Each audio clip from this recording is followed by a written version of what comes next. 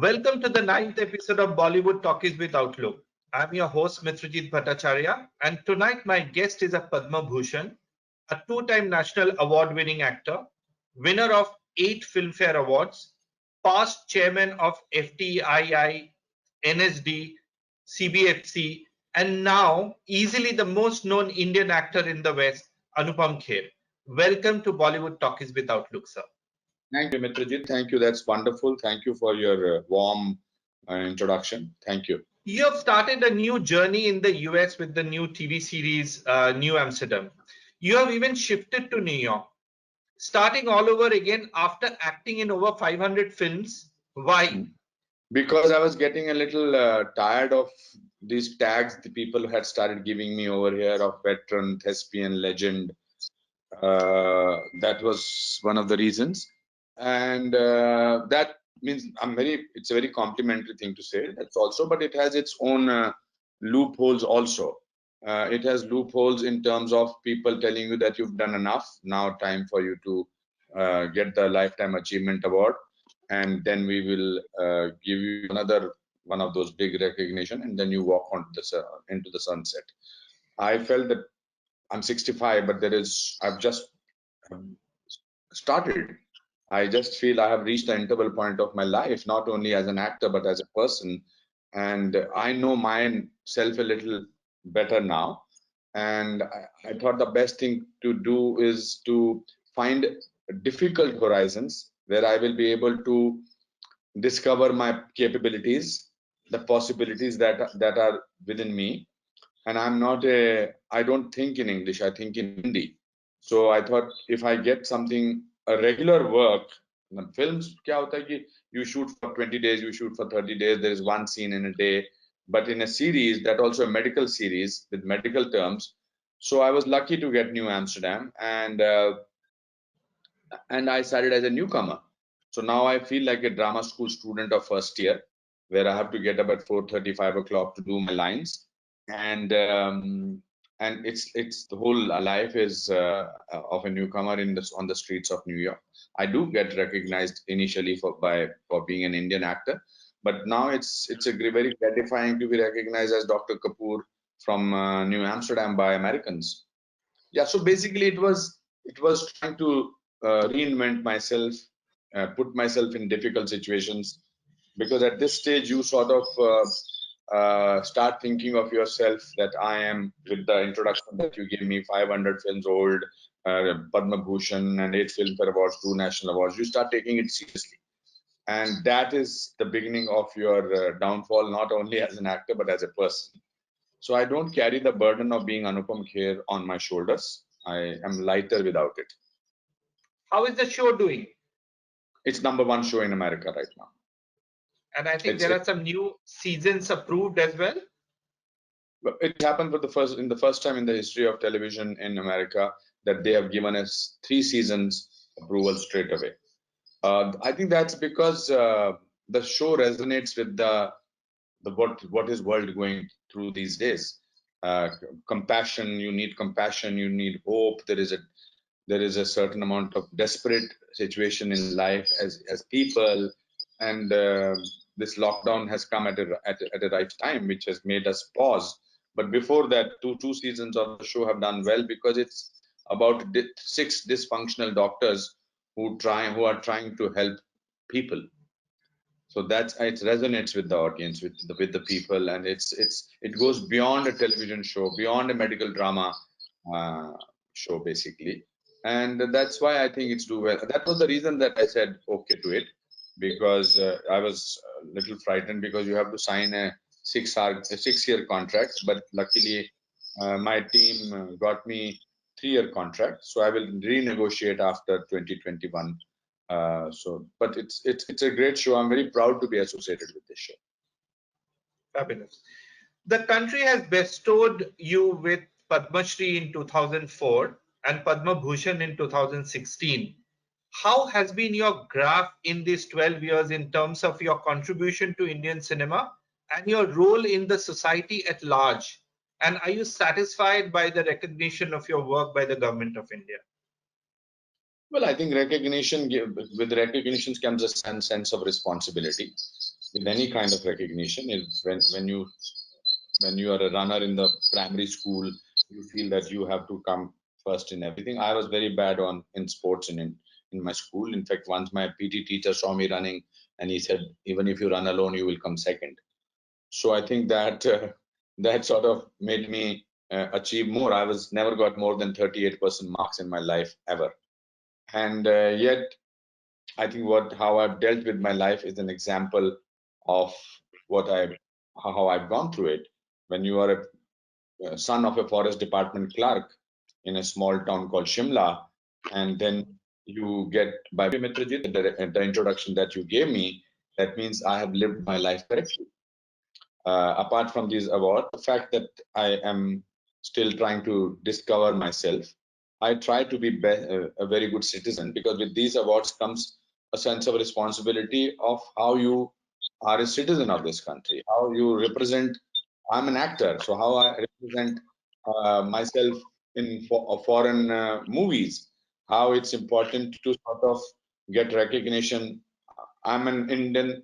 I'm an ambassador, unofficial ambassador of India, a soft power ambassador into the West or anywhere I work. And my example, my behavior has to be exemplary as a true Indian, and that's what I try to do. That's how I try to live by these recognitions. And I've tried to give a, you need to try out. When I was asked to be the chairman of National School of Drama and Film Institute, it was the biggest honor, much bigger than any of these awards put together, because it's your dream to even visit your uh, uh, alma mater after you have passed out from there. But I was made the chairman, so it was a great feeling, and that's how I try to do that. And there is no, I'm not scared of failure. So that makes me feel that takes away the fear of failure from me. My father at a very young age told me that failure is an event, never a person. So then you can keep on trying. You can keep on trying. And I'm an eternal optimist. So it's a lethal combination that you are an eternal optimist and you don't have fear of failure. So so that's how I think I can answer that question. Maybe, yeah. How was growing up in Shimla? And are you still in touch with your roots? Well, I am. I have, after a long time, we were always lived in a rented apartment there, rented house there, not an apartment, a small two-bedroom or one-bedroom apartment. And a few years back, about 6, 7 years back, my mother, who lives with my brother in Mumbai after the death of my father, I asked her very cheekily one day. I said, "So now your son is doing well, and whatever you want, I can get you. Is there anything I can do for you?" I thought everything that she needs. She has two sons living with her together, and we have whatever she needs, small little things we get her. So I thought, what can she ask? So she said, I have lived all my life in Shimla as a person who had a rented house. I want to own a house there. That was a very unusual demand. I said, we don't live there now. After my father's passing away, we don't live there. She said, no, I want to have a house. So we have a nice house there. I bought it for my mother. That's how I'm connected to. And you also go back to your roots. You always go back to places where you've grown up. Depending, I'm sure you must be also feeling to go after a few more years. You will feel more wanting to go back to your roots. And my best friends are from Shimla. In this lockdown, I have a school picture where we are 56 of us from the DAV school, and I've hunted out at least 38 people from that picture, and I had a chat with all of them. That was the most pleasurable thing I did in this lockdown period. My best friend, who was a cashier in the UCO bank from Shimla, is my best friend till today, Vijay Sehgal, and we are, the moment we finish this lockdown period, that's what I'm planning to go and meet Kiran in Chandigarh. I've not met her, and then take my mother to Shimla. I'm a rooted person, I can say that. Thank you. Shimla to Chandigarh and then to Delhi. And you passed out of NSD in 1978. Tell us Yes. about your theatre days in Chandigarh and Delhi. And unlike others who normally leave Delhi for Mumbai to pursue their dreams in movies, you took a detour via Lucknow. Why was that? So when I passed out, when I finished my graduation, I got again 38% marks, and I did not have the inclination, though I took admission in MA in economics, or I think it was MA in history. I don't even remember that. But I wanted to be an actor, and I didn't want to belong to this, live my life that my father lived for all these years in Simla. I wanted to venture out. So I somehow managed to run away from schools, stole 100 rupees from my mother's temple, and went to Chandigarh to give my audition as an actor. And I was selected with a scholarship of 200 rupees. And when I went to Chandigarh Department of Indian Theatre, I discovered a library on book on acting. I discovered world literature, world theater. I had no idea that there were books on acting. I had no idea, means Laurence Olivier, Marlon Brando, Stanislavski, Grotowski, Bertolt Brecht, Arthur Miller, Tennessee Williams, etc., etc. So I spent my whole life in that for 1 year in that library. And for a person who never got more than 38% marks, I got out of Department of Indian Theatre with a Mon Rakesh gold medal. Then I met amazing director. I met Amal Alana and her husband Nisar Alana there in Chandigarh. They did 2 plays, Exception and the Rule, and 3 penny opera. I was just 20 years old, and I was doing such amazing theatre work. Then I naturally went to drama school, National School of Drama, and we were very lucky to have Mr. Abraham Al-Qazi as our mentor, as my teacher. He was the director of the drama school, and those 3 years were the most fascinating 3 years of my life. I was discovering world theatre. I was entering the world of literature. I was finding, oh my God, it was living there 24 hours in an atmosphere of theatre. वो कहते हैं ना रोम रोम में acting घुसेड़ दी थी उन लोगों ने और also it when you are a drama school student it also teaches you how to live life because you go through all the rigmaroles of without money because 200-300 रुपए के scholarship से कुछ होता नहीं है nothing happens with that kind of money and you learn to borrow money from your class fellows. You're also dealing with 24 other students from various social backgrounds, various economic backgrounds, and then I passed out from drama school, and every day all my class fellows, Karan Razdan, Anand Desai, Kavita Chaudhary, Anita Kanwar, Satish Kaushik, they all came to Mumbai, and I had this concept that I don't want to come to Mumbai with this thought of that I will struggle. I'm a dreamer. So I said, नहीं नहीं मैं जाता हूँ मैं, and I saw an ad of a teacher in the Department of Theatre in Lucknow, Bhartindu Drama Center. And I went there initially for 3 months, and I got 1,200 rupees per month as my fee. I was the youngest so-called lecturer in a thing, and I discovered acting must be the only subject where, while teaching, the teacher learns more about acting than the students because he reconfirms what he knows. His knowledge gets reconfirmed. But then those comfort of 3 years, three we turned into 6 months, then 8-9 months. So I stayed there for almost 1.5 years, and I was comfortable. And then I discovered, oh my God, if I live in Lucknow, I had so-called conquered Lucknow, the theater scene of Lucknow. I was doing plays, all those things, and I had bought a cycle also, my first vehicle. And then there was a job possibility in Mumbai of a teacher in an acting school, which was Okay. backed by likes of Shabana Azmi, Om Puri, Nasiruddin Shah. I saw the ad in Screen newspaper, and I applied there, and I was selected. Okay. And I was told that I will get 5,000 rupees per month. But the day I reached 39 years back, 3rd June 1981, to Mumbai, and there was nobody to receive me. That whole thing was just a fake thing. Okay. There was no school building, nothing of that sort. The school was there, but we were to conduct classes on the beach or on the staircases, and there was no 5,000 rupees, and there was no place to live. and that came as a complete jolt for a person who did not want to come to Mumbai to be a struggle. You came to Mumbai and realized it was a hoax, so you had to start again. I discovered that, and I saw Satish Kaushik was doing his premiering his play, A View from the Bridge, where Shabana Azmi was shaking hands with Satish Kaushik. They were on first name basis. I got demoralized. And then there was a period of doing theater. I met Kiran, who was my friend at that time. We did plays together. I did plays with Nadir Abapar, and I started making my name. But I lived a life of a struggling actor. There was no money. I was shifting from one place to another place. I was telling you about my address, my first address.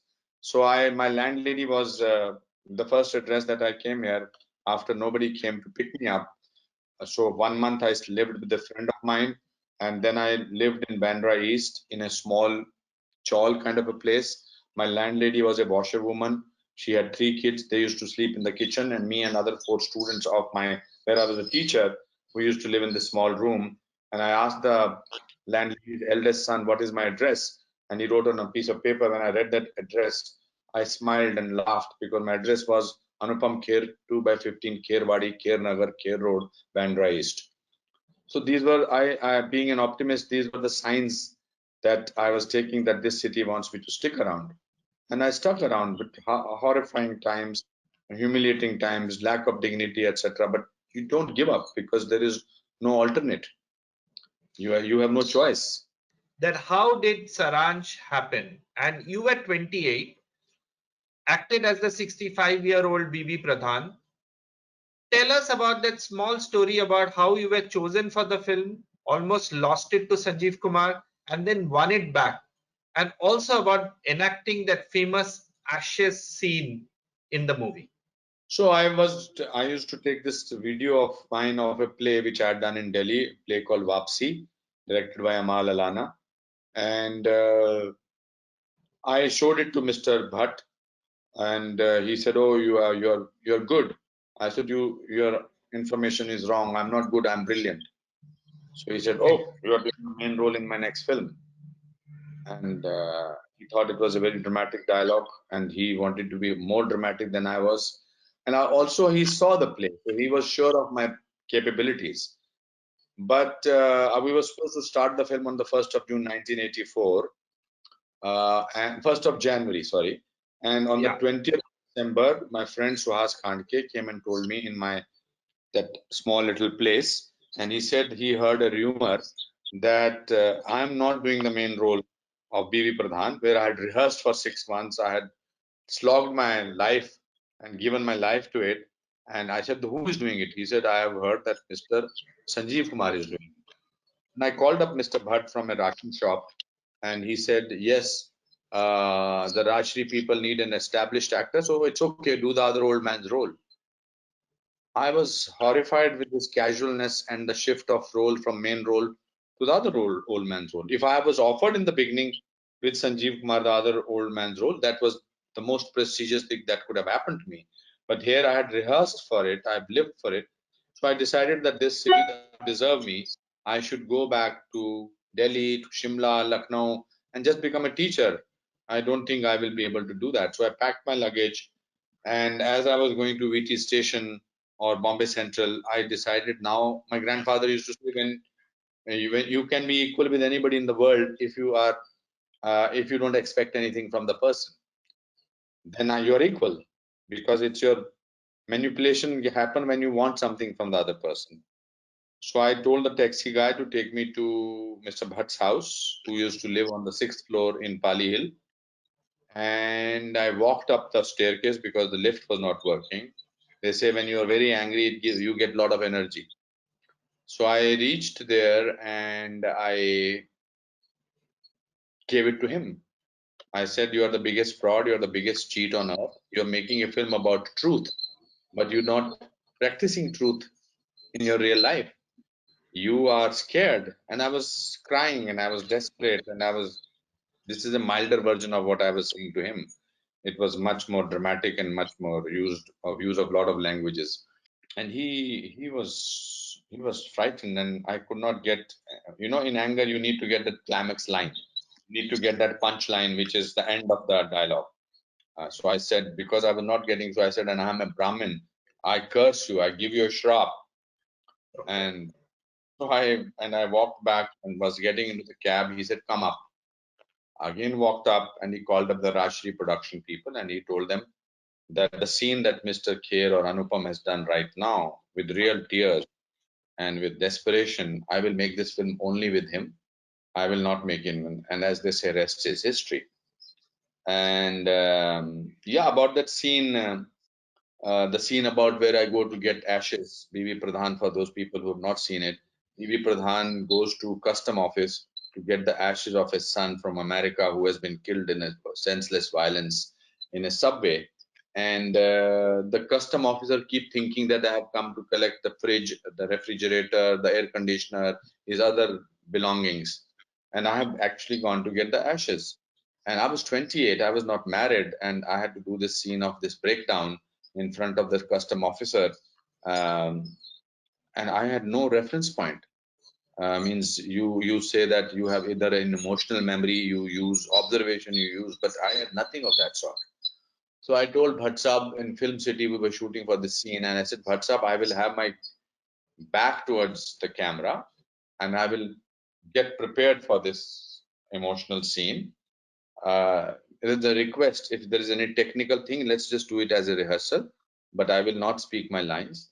And when I show you do this gesture, that means I'm prepared emotionally. And I turned, and then we'll try and do this whole thing in one take. Let's not depend on second take. And this whole thing nonsense about actors sort of getting into the whole thing was, I sort of proved that you have to use various other emotions to put out another emotion, totally contrasting emotions. So when I turned around, and I thought that this is my only chance to make it in my life. And if I mess up this scene, I'll be back to on the streets of Mumbai. My parents have spent a lot of money, whatever they could. They have sold their utensils. My father sold his Romer watch, and this is my chance. And as I was thinking of all that, I was choking, and I was getting swelled up, and I did this, and using that emotion which I had come up with, I used the emotion of कि TV लेने नहीं आया हूँ, अपने मरे हुए बेटे की अस्थियां लेने आया हूँ. And that scene is the most iconic scene of Indian cinema, and probably the 10 best scenes ever in the history of Indian cinema. But the use was a desperate man trying to make it big in this industry. So how did Subhash Ghai and Karma happen, and what was the experience of working with Dilip Saab and a dazzling ensemble cast of Jackie Shroff, Anil Kapoor, Sridevi, Nutan Ji, Nasir Saab, and were you worried being lost amidst this galaxy of stars in Karma? No, not at all.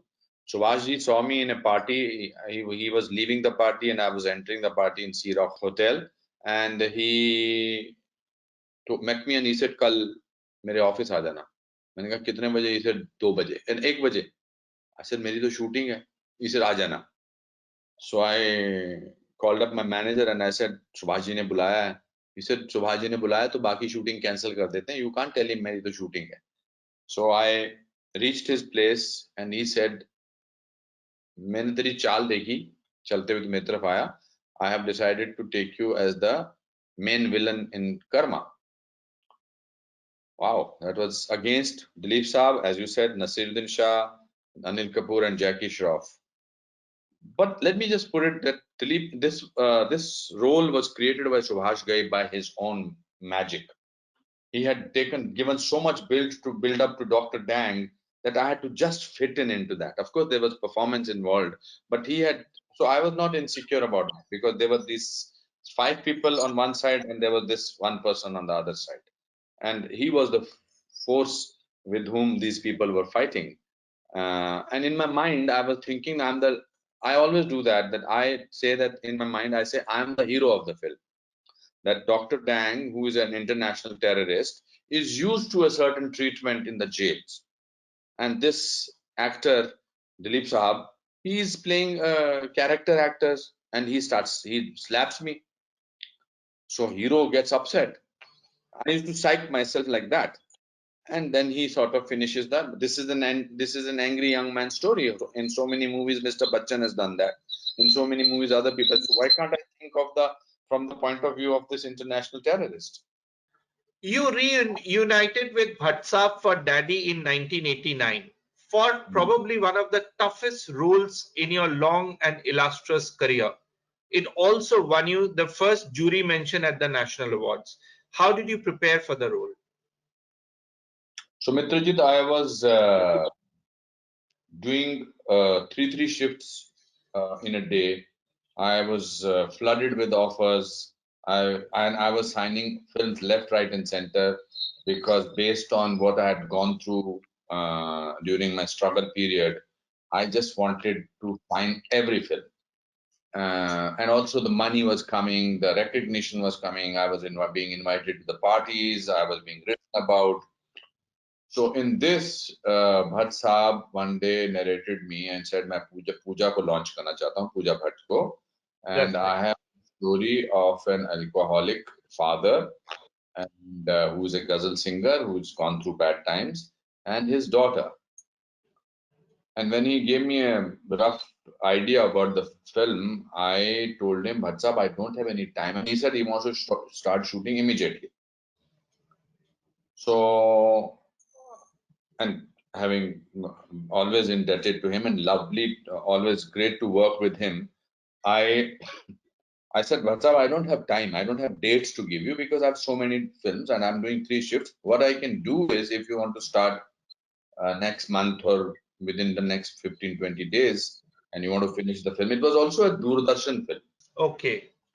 One of the first or the second Doordarshan films. Before that, I had done Janam with Kumar Gaur.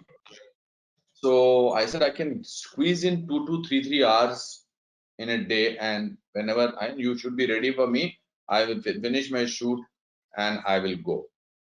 So he quipped. He said, "बड़ा मैंने तेरे को बनाया है और तू मेरे को एटीट्यूड दे रहा है कि 2-3 घंटे का." But then I said, आपने ही सक्सेस दिलवाई है, तो now you have to deal with it. When I heard the whole narration of the film, I was fascinated by the characterization that Anand Sarin's character, that was my name, that could be sort of portrayed. And I I was not very happy with what I was doing at that time as an actor. I was just doing anything. सुबह मैं किसी साधु का scene करता था, दोपहर को मैं दूसरा रोल करता था, तीसरा शाम को करता था. So my quality of work, my sanity was getting affected, and I was feeling that, oh my God, what am I doing? ठीक है, आपको फिएट कार चाहिए, उसके बाद दूसरी कार चाहिए, खाना अच्छा चाहिए, घर चाहिए, बट इसका मतलब ये नहीं कि मैं जो मुझे जिस चीज में मजा आता है, I am not doing that. So I knew that I have to survive as an actor and I have to portray this character in a very different manner. Two things that I did, I always look at the characters from how physically he will look. Whenever I hear a script or read the script, there are a lot of people who approach the character from a mental side, from inner That's side. right. I approach the character how he looks, and then I go inside if I have to sort of do that. So I somehow saw Anand Sareen having only one look throughout the film. The brown jacket one. Brown corduroy trousers and brown corduroy shirt, this jacket and black shirt. That I had decided. I've seen some European film in that the main character was wearing that throughout the film. So I was very influenced by that. I don't remember the name of the film. And I saw also because he was looking at it from a hero's point of view, I said almost I must have a beard and a wig, etc. And to me, the most difficult thing as an actor is to portray failure with dignity. That's right. It is the most difficult thing without Yeah. indulging in any kind of self pity, Right. without in any kind of oh my God, I'm feeling bad for myself, etc., etc. It was on an edge. So I Right. used to go there for half an hour, 45 minutes in the shoot, or 1 hour, 2 hours. But because I was giving less time, my focus was 100% there. Okay.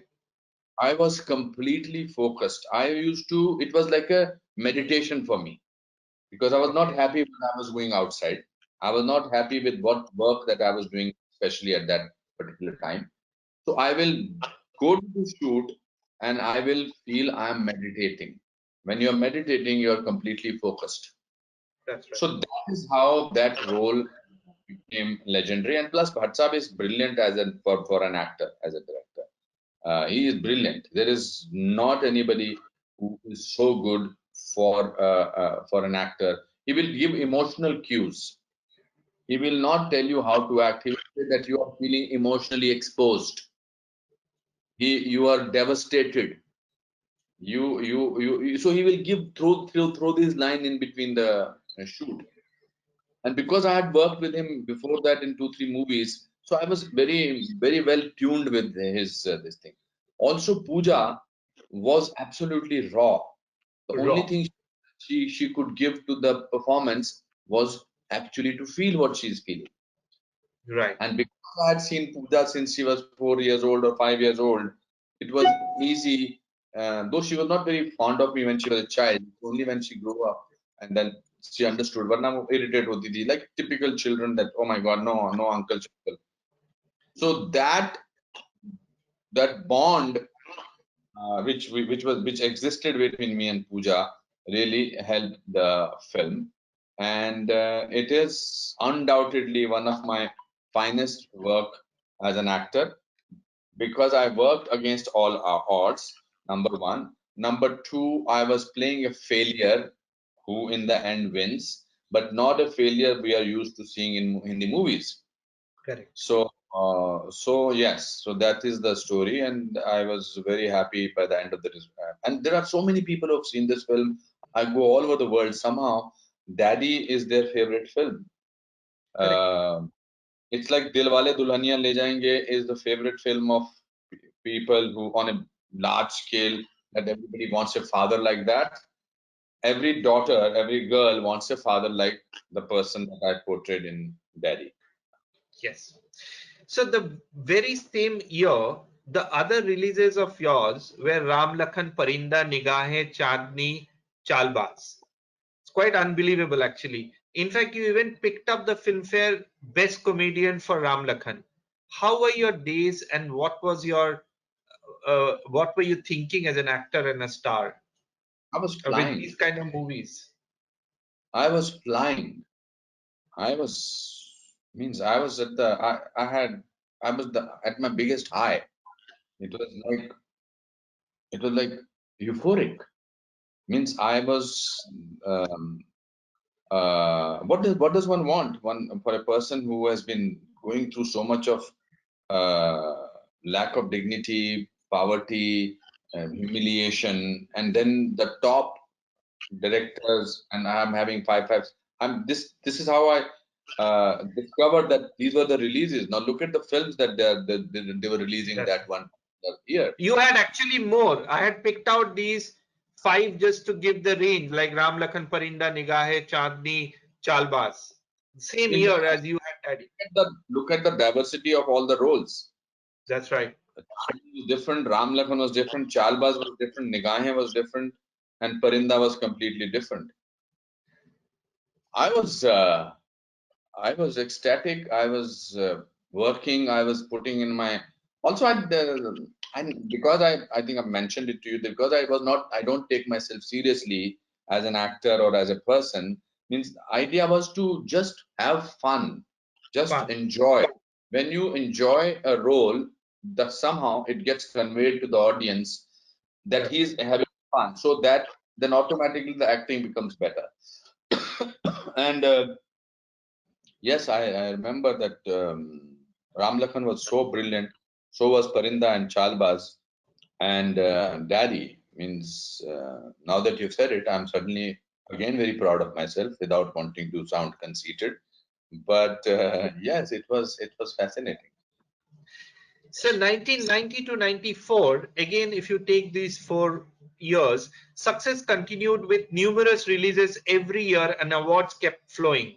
With acting in Lamhe, Khel, 1942, A Love Story, Dar, etc. And in many other successful movies like Dil, Beta, Dil Hai Ki Manta Nahi.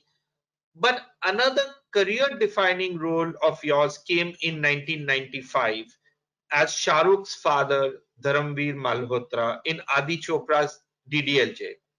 And the uber cool father of Hindi movies was born.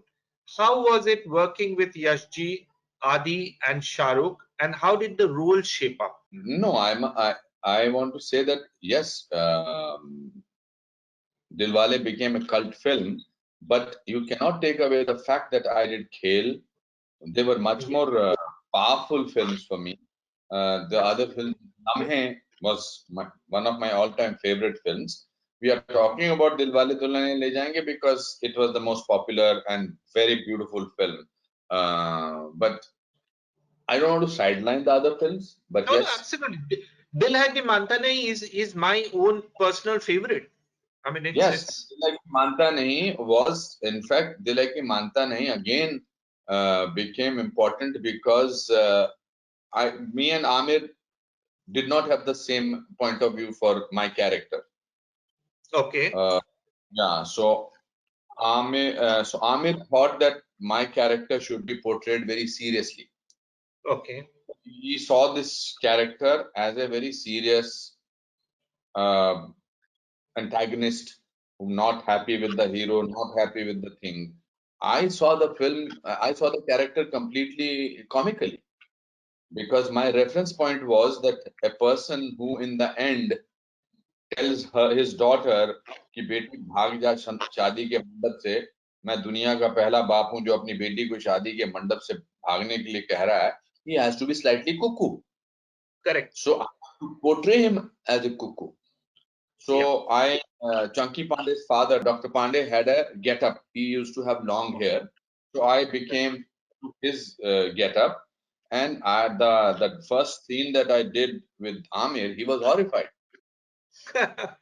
So Okay. he went to Mr. Bhatt, and again Mr. Bhatt was the director with whom I had done so much of work. So he said, "ये तो गलत interpretation है." So Mr. Bhatt being Mr. Bhatt, he came on the set and told me Amir does not agree with you. So I said, I tell Amir to do his job. I'm doing my job. I'm not telling Amir how should he do his character. So and Correct. plus you are the director. What do you feel about it? He said, मेरे लिए तो ठीक है. मैंने कहा, then why are you telling me that? So every time we did the rehearsal, we did the scene, he was constantly very unhappy with the interview because I will suddenly climb on the chair. I will suddenly do that. To me, it was very difficult because people think that just because he's doing comedy, Yeah. it is not so good or it is not so great. So later on, I'm sure the fact that you said it's one of my best performances, I still feel that. And but Dilwale Dulhaniya Le Jayenge, I think Indian cinema can be divided as far as the love story is concerned, That's right. before Dilwale and after Dilwale. Because this was the first time when Adi narrated me the script, I wanted to do Amrish Puri's role because it was That's right. longer. It was longer and it was more. He said, "Nee, you believe me, this is going to be very popular. This is going to." And Adi was a ghar ka ladka, means Yash ji, and we were friends for a long time. So he said, "Just trust me, AK." All this group calls me AK. None of them are allowed to call me uncle and everything like that. So trust me. And to me, I think why I said this is after Dilwale and before Dilwale, because the first time the hero was telling the heroine that I will only make you run away with me, or I'll take you from your house if your father agrees. And Amrishji's character and my character, Mr. Malhotra's character, were completely contrasting people. My father was very much the character that I portrayed in Dilwale Dulhaniya Le Jayenge in real life. My father celebrated my failures. My father, at a very young age, told me that failure is an event, never a person. that whole scene between Shah Rukh and me when he comes back from failing in his in London. So I requested Yash ji, can we have the, and he was introducing him, ye tere dada ji hain, ye tere cha ji hain. I said, can we have pictures actually who look like my grandparents, my father and my grandfather and my taya ji and my chacha ji, and can we give the names that we actually are my chacha ji's names.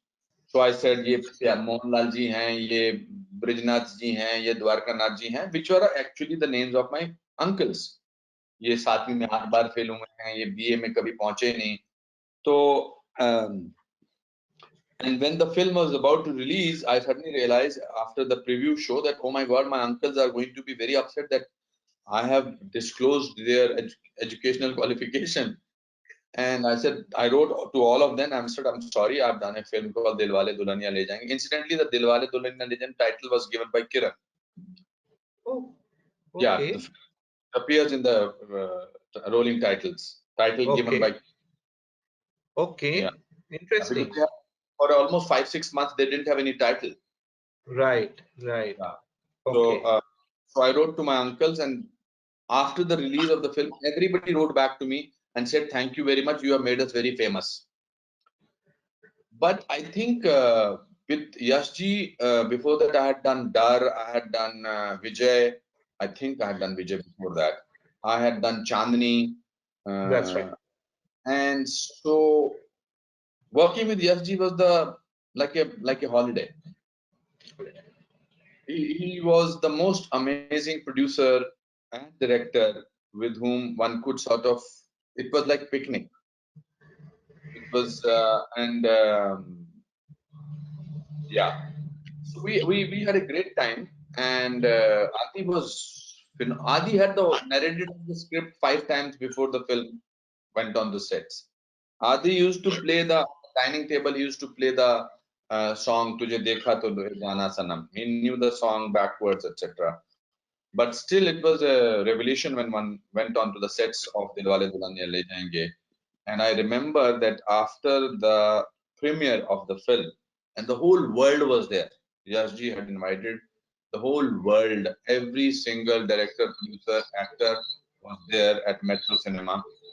And I was standing next to him near one of the gates, exit gates, and the film finished, and there was a pin drop silence. And Yashji looked at me very nervous, and he said, "And Anup, this film pasand nahi aayi lagda.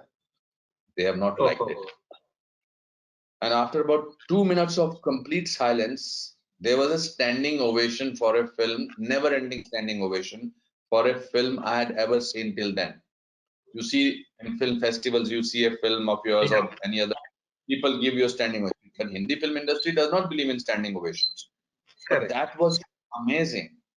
It's a cult film because of the treatment of the hero heroines. It's a cult film because it redefined the Hindi cinema romance. Then the lot of such films mushroomed. It was phenomenal. It was phenomenal.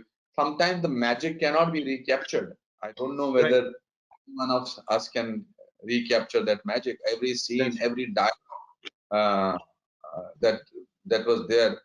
People remember that. People remember that Chand tol ke liye aaya, etc. That scene. I had a great time working with him. How was it working with Shah Rukh?